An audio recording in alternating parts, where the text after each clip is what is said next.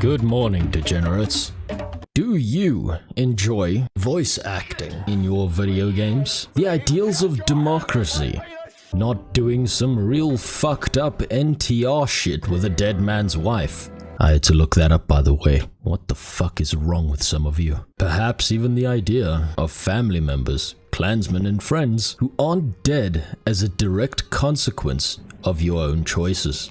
Well then I'm sorry, but Banana Saga is just not the game for you. If on the other hand, none of that bothers you, I recommend you seek professional help, but only after you're done playing all three of the best story-driven race riot simulators I've seen in quite a while. You heard that right. This isn't a Banner Saga review, it's a 3 review of the Saga of Banners just for you. Before we get into it, my African super soldiers have informed me that there's this teeny tiny little algorithmic problem that may stand in my way in the future. And so to make sure I stay on the good side of the Red Menace and can continue to watch my channel grow like a fungus on that sandwich you left under the fridge and should have cleaned up, here we go. My ultimate confession. I am a minority, which makes me virtually untouchable these days. And I also hope you remember me being on the right side of history, Mr. Algorithm, and that we won't have any problems in the future. And to any viewers of this channel, I want you to remember not to hate the player or the game, but the goddamn bastards who keep changing the rules. Most of all, I don't take sides, I take profit. The Banner Saga series is a game, unsurprisingly, about banners, where you make decisions and discover what kind of leader you are while being given the illusion of choice. You get to experience the story primarily through the eyes of a single father, and in case of emergency, break open glass, Val King, and if you fuck up enough, the aforementioned geriatric father's daughter. You do get the chance to see the story through other characters' eyes, like a tax collector, a mystic, and others, but they're not important. All that really matters is how fucking broken Sigbjorn is, and just how much it hurt when I fucked up and broke him instead. I miss you, my sweet soulless ginger Beyblade. Come back to me. The game and story. I'd originally planned to do the game separate from the story, but the two are almost as deeply intertwined as a Californian man's wife and the black neighbor. So you get them this time as one throbbing, pulsating package.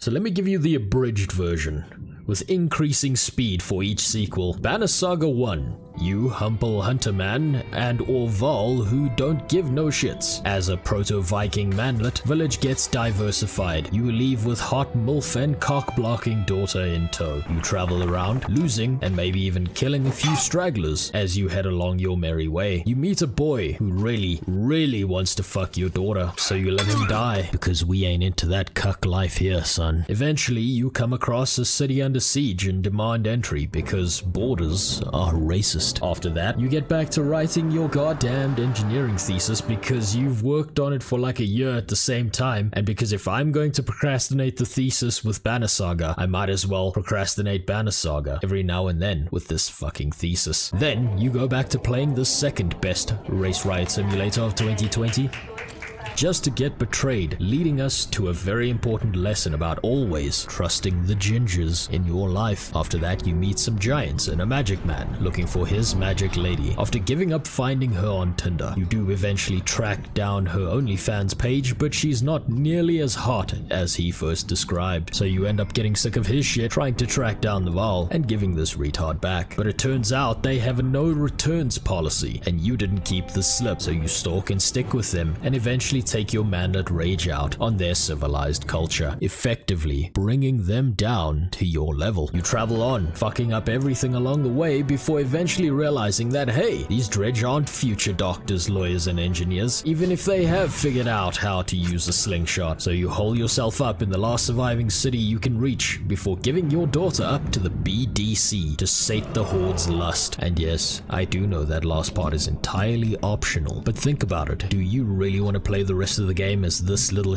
In the non-manlet campaign, you meet some manlet prince asshole who acts like an asshole to your non-manlet bro/king. Your non-manlet bro/king then just dies on the spot, leaving you an unwilling king to an untrusting army. You drag Prince Manlet and his band of idiots off into the snow because tradition is more important than your dead bro, keeping in mind that crack may be responsible for parts of this game's story elements. Eventually, you meet some magic man who won't shut the hell up about his dead girlfriend after you nurse him back to health, so you move along, only to discover later that your capital city recently experienced a gender reveal party that you hadn't been invited to. So you work your way up to an old fortress where you discover the crowning achievement of your people is a bridge. You meet up with the manlet band from before that kept on chasing you down and try your best to not let them ruin your favorite construction project. It's a beautiful winding story with minor elements changing based on your choices and therefore gets a full score of a Mass Effect 1 out of 3. Banner Saga 2 is a hell of a lot shorter and feels more like an interlude. Personally, I stretched things out by turning Rook, the old geriatric father, into John Wick with a fucking axe. Mercenary shit happens as you try bury a dredge you've convinced to be dead. Manlet shit happens as you try to survive through multiple fuck-ups that are entirely no one's fault but your own. And magic shit happens as you meet more useless menders and a few furries who sure know how to throw a stick good. I mean, hey, all that shaft work they've been doing must have been good for something, right? Now, I would give this one a lesser score than the first, if not for the sole inclusion of the most awesome scene that I could have imagined for the resource management side of this game. And so the score here doesn't really change. Banner Saga 3, stabby things happen to a king, wacky wavy inflatable tube men are attacking you now, Dredge are now your friends, and the whole world has gone for a ball of shit. All thanks to the one simp who couldn't just not donate the entire planet on credit to his ethos. Now after that retelling of the story, you have to ask yourself something. Was this entirely fictional, manipulated, completely out of order, and even entirely wrong in some places? Well, the answer to that, just like every other piece of history you've learnt about third hand, is yes. This one gets a decidedly not nearly as bad as Mass Effect 3 out of a Jesus, that ending was a bit abrupt. Now onto the mechanics. The game mechanics can be divided primarily into 4 parts: decision making, resource management, definitely not chess, and waiting. Lots and lots of waiting. But that last part isn't so bad actually, especially when you realize that the visuals both look good and weren't outsourced to an imprisoned North Korean art sweatshop child,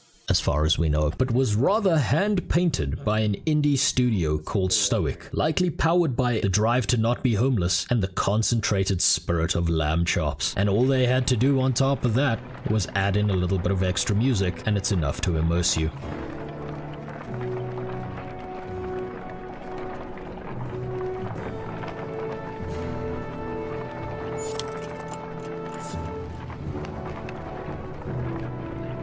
The decision-making ties directly into the resource management mechanic, and making the good choice doesn't always lead to the best outcome. When it comes to resource management, you have Renown, which is used to upgrade your pathetic mortal characters into unstoppable gods who need nothing but a functional pair of legs and a spare tile to move in order to turn your enemies into paste. My recommendation while playing through the game is to use and abuse the shit out of the training grounds, since murdering your own men in this ritual suicide we call practice helps increase your character's kill score, and when that kill score hits certain milestones, you can level up. But that's not the only use for Renown, so use it wisely, since it's also your currency system, and like any good and solid monetary policy, you can only print more when you make sure there's less people around to use it. Using these freshly minted murder points, you can purchase questionably legal items which you might need to boost your performance levels to levels which may be considered morally dubious.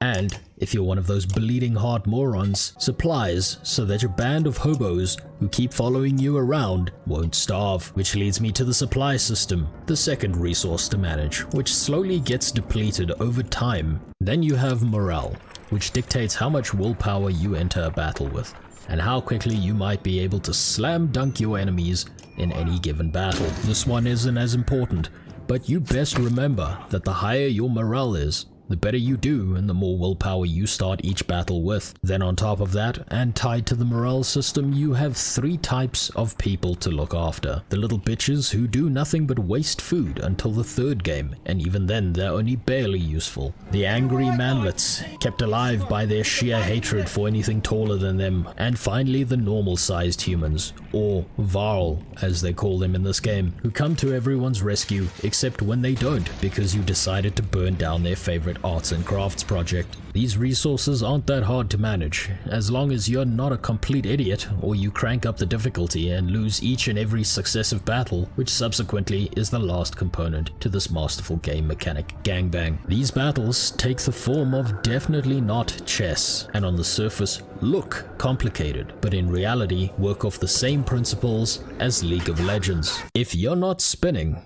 you're not winning. There are other viable strategies that can work, but in reality, there's only one optimal one. Multiplayer is much like a public bathroom at a gas station near an African township. Sure, it exists, but completely detached from everything around it, alongside being free to use.